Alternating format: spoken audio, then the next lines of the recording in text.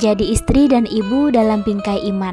Hei bun, saat kamu merasa tidak cukup untuk semua peranmu, ingatlah Allah tak akan membebanimu kecuali karena Dia tahu engkau mampu. Menjalani dua peran sekaligus bukan hal yang ringan. Ada hari-hari saat menjadi istri dan ibu, terasa seperti pekerjaan yang tak selesai-selesai. Antara waktu, tenaga, dan sabar kadang tak seimbang.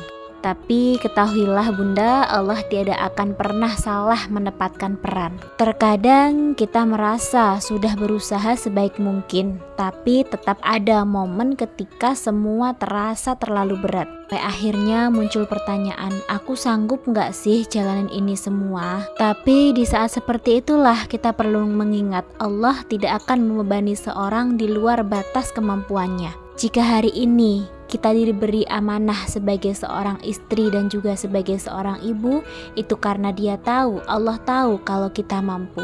Apa yang tampak sebagai rutinitas biasa, menyiapkan sarapan, menenangkan anak, menyambut suami, bisa menjadi ibadah luar biasa asal semua dijalani dengan niat karena Allah. Bukan semata karena kewajiban dunia, yang kecil di mata manusia bisa menjadi besar di sisi Allah.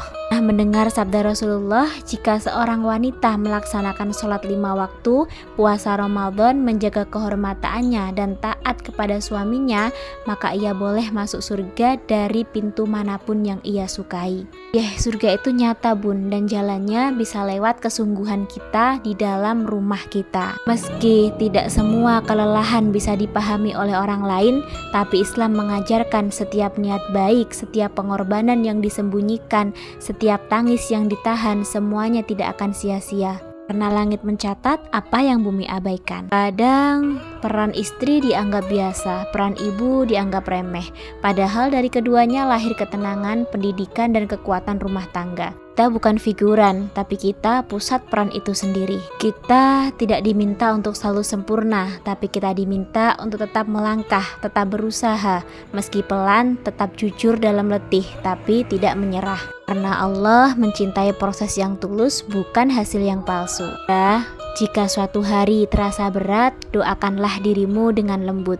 Ya Allah, cukupkan aku dengan ridho-Mu dalam peran yang telah Engkau amanahkan padaku.